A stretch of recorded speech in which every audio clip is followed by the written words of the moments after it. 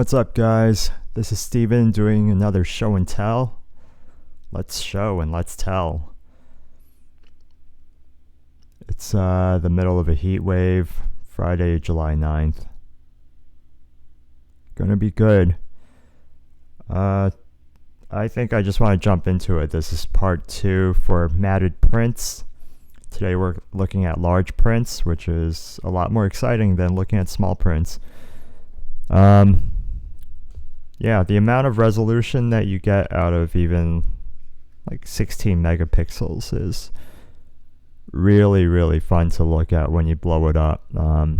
This is not like a super large print. I've done like poster sized prints. I'm staring at one. Not going to show it right now. But let's see, I'm holding like, what does that look like? That's like the size of somebody's head. Covers their entire face. So yeah, that's that. Let's go right into print number 1. This is actually not matted. But I would bring these samples with me, like just to show off other photos I've taken. God damn, it's getting dark again. Alright, let's see how this goes. So we've got this print right here. This is some street photography, just wandering around with my camera. My thoughts on street photography, it's okay. It was more exciting way back, but I think once photography became really democratized with cell phone photography, it isn't as compelling because society as a whole becomes more camera conscious. So people are always wondering and always aware of like, hey, that guy's taking pictures, I have to be on good behavior or whatnot. So street photography definitely would have been affected by that. I haven't engaged in that sort of activity for a while. In part due to COVID, in part due to family life. So yeah, let's look at this photo. I feel like I blended right in. I'm getting old. I'm blending in with all these old Asian dudes playing. I believe that is Chinese chess, because it's got the characters on the pieces. I just like the moment. This dude right here, he's smiling. This dude's pondering his next move. Everybody's like super intent and like into it, and they don't give an F about me walking by or poking my head in with a camera. It's kind of like a pickup game of basketball, that sort of vibe. I really, really love that I've got like foreground elements. I've got part of this dude in the shot. This, I guess it's not as interesting, but it just feels like you're immersed in that experience, like you're a part of that scene. And that's what I love about photojournalism with like a 35mm or slightly wider lens. That's what I'm about. Yeah, this must have been like 2013, 2014. And really cool moment. Love the composition. I didn't stick around. I probably took like one shot or maybe 2 max, and then thankfully I had a moment there. And yeah, I liked it enough that I made a print of it. How's that? Next up, black and white. This is super, super duper old. This is like 2011 when I still had a Canon 7D. And like, I didn't know anything about focal lengths. I didn't know much about like photography relevant to now. And I just so happened to go on this trip with a 30, what's it? Let me lower my gain a little. I think it's a Sigma 30 millimeter on a cropped sensor, so it kind of gives that 50 millimeter perspective, which is super duper restrictive. I would not walk around with this lens as a general purpose lens. But I love taking the tram, and I would just like sit on it for hours if I can, just like go to the last stop, see what happens. And it's a nice way to explore Hong Kong. So yeah, obviously I was sitting in the tram for this shot. This seemed just like a genuine moment in Hong Kong life where everybody's super busy and like me first, gotta get my shit done.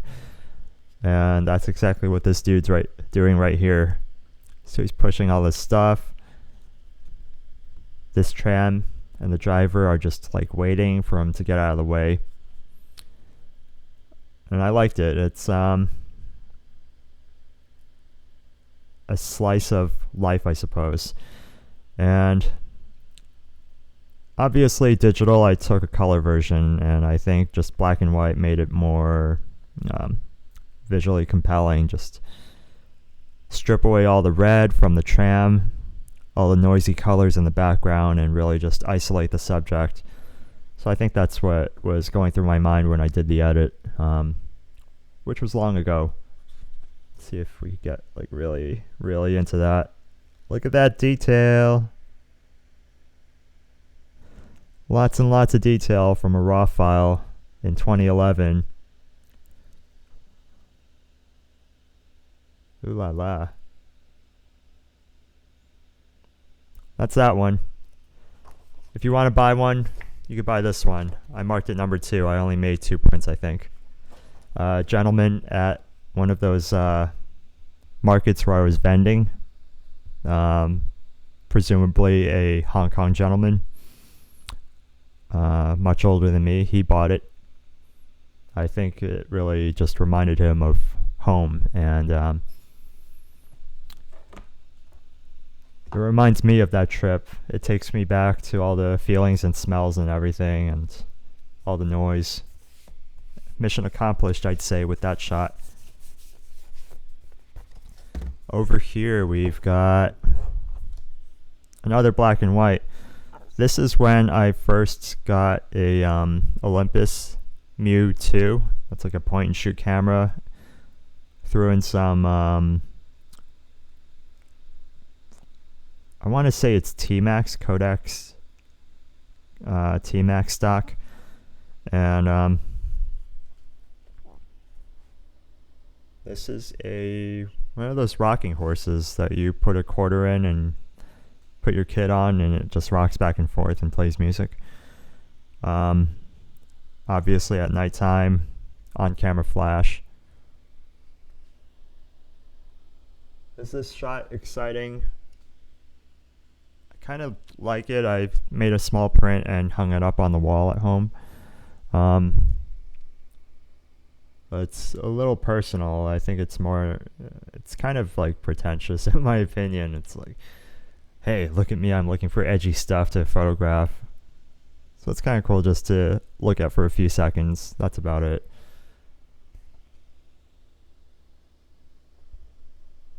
Peeping through from the side, I can't see through. So yeah, that's that. I like looking for those things. It's kind of a relic of the past. Just like the payphone.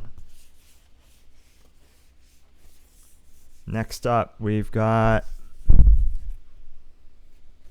breakfast scene after everything was eaten. At the market, one lady pointed out, oh, that's IHOP. Yep. At another market, a gentleman told me that this and a lot of my work reminds him of a photographer called Stephen Shore, who I did not know much about or know anything about until after that day, because then I looked him up. And he documents like a lot of mundane stuff, like everyday stuff. And that was kind of my mood in those years. I liked it. It was just like a feeling like, hey, I just had a good meal and I'm just like kicking back over here. I could get more coffee if I want. This is on like a Canon water camera that I got. It's a fixed 28 mils, so it's good for my style, just like documenting general stuff. I don't even remember what film. I'm gonna guess Ilford HP5 because I shot a lot of that stuff. Yeah, that was like my go-to black and white stock after trying out T-Max. Let's get into like the nitty-gritty. What would I have eaten on that day? Probably something with bacon, eggs, and skip the toast maybe.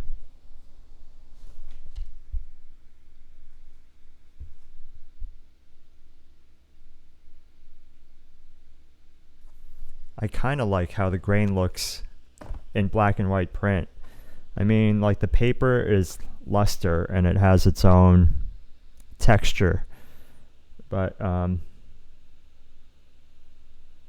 luster texture doesn't usually show up if you're under like the right flat lighting conditions, like soft lit environment, and that's when the grain really kicks in and gives like an old school feel. It's more random than pixels and high ISO noise from digital cameras. And I feel like I'm going to ramble on if I allow myself to. So keep it short and sweet on a Friday. If you want to buy a print, let me know. It's going to be a big pain in the ass for me. I have to like find envelopes and all that stuff. That's not really my push either. I am in a state of mind where I don't need to sell things and I'm at peace with myself. So yeah, I'm gonna rid myself of material goods too very soon. So shut up, phone. All right, take it easy, guys. Bye.